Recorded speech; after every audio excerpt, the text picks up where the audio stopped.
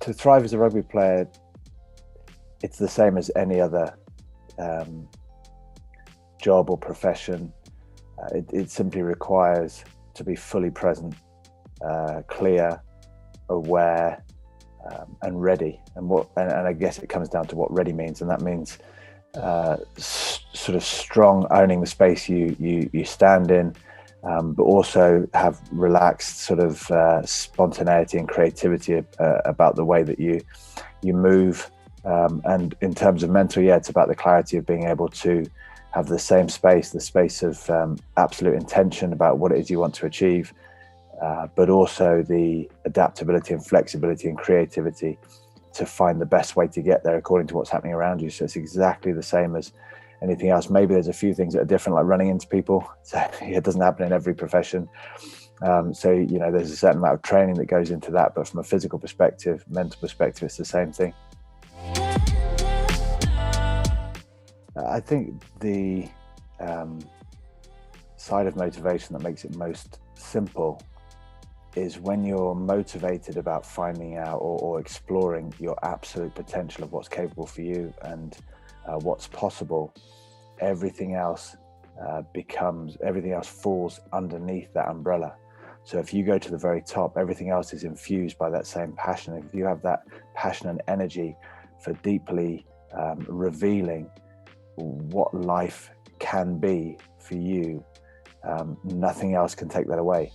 And in fact, everything else only stirs it and sparks it. And the greater the challenge, such as losing or things not going away, unexpected, the unintended, the sort of strong resistant emotions, all those kind of things become just a greater trigger of that passion, because you become more excited about celebrating challenge, you become more excited about investigating your resistance, you become more excited about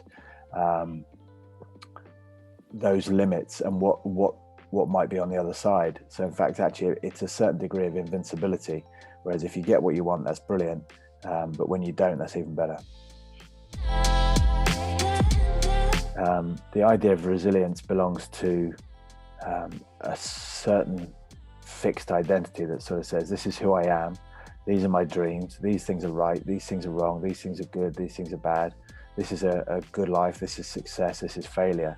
And if something doesn't fit with that or knocks me back, then what I have to do is get back up and fight for what I originally decided.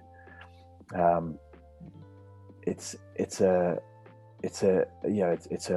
seems to be a courageous concept and all those kind of things. And there's a definite degree of persistence in terms of needing to get back out there and express yourself. But the version of resilience I have is very different in that understanding that who I am is constantly changing.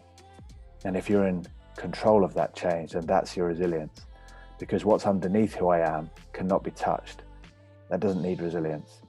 Your self-worth, your potential, your being cannot be impacted by anything externally. It's on a different level.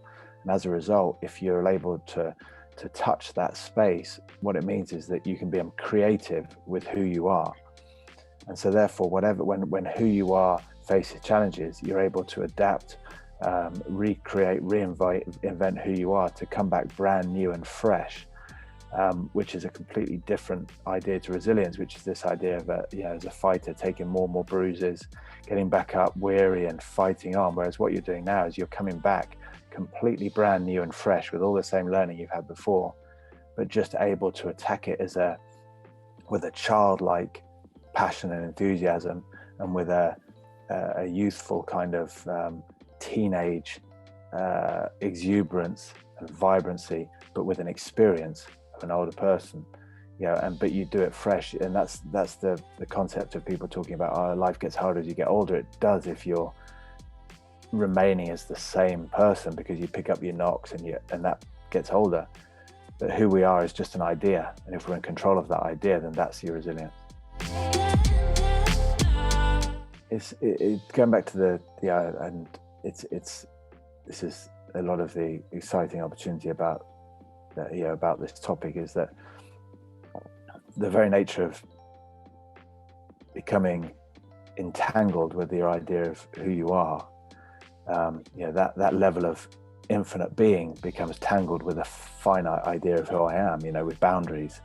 And as a result, what happens is you lose, it feels like if I lose, I liken it to wearing a shirt. If you've put a shirt on and suddenly you become that shirt, like a lot of sports people do, you put a shirt on and you become that shirt. So then when you retire at the end of your career, you feel completely lost because you can't take that shirt off. And now you're walking around the streets wearing your sports shirt without a game to play. And you feel completely lost. You don't fit in. It's a bit like you become a fixed plug and someone moves the socket and gives you a new socket that you don't fit into. You just can't charge. You can't feel those experiences.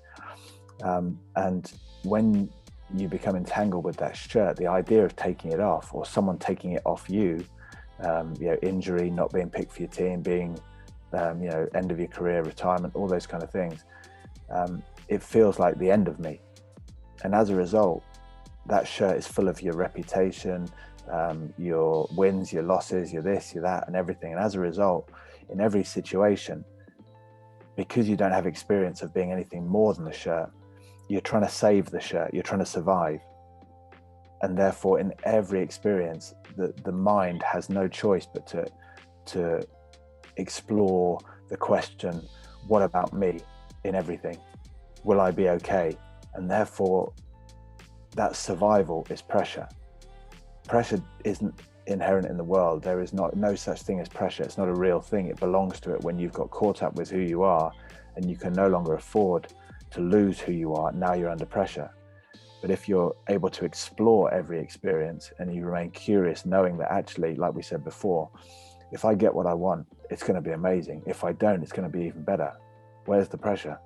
There's no such thing. Where's the fear of failure? There's no such thing as failure. When you understand that real challenge is what triggers deeper shifts of revealing potential, then you want challenge more than you want success. And as a result, there's no such thing as pressure or fear of failure. But fear of failure, it's been banded around as being a real thing that exists because everyone's tangled up with their identity, knowing that, okay, we understand there's pressure in physical survival. Definitely, if you haven't got anything to eat and you're there's a certain degree about earning money to get food or to running away, the pressure of running away from a predator.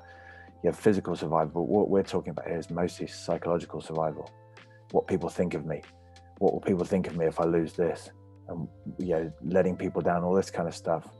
And that's where pressure exists. It doesn't, it exists in those ideas. It doesn't exist in the world.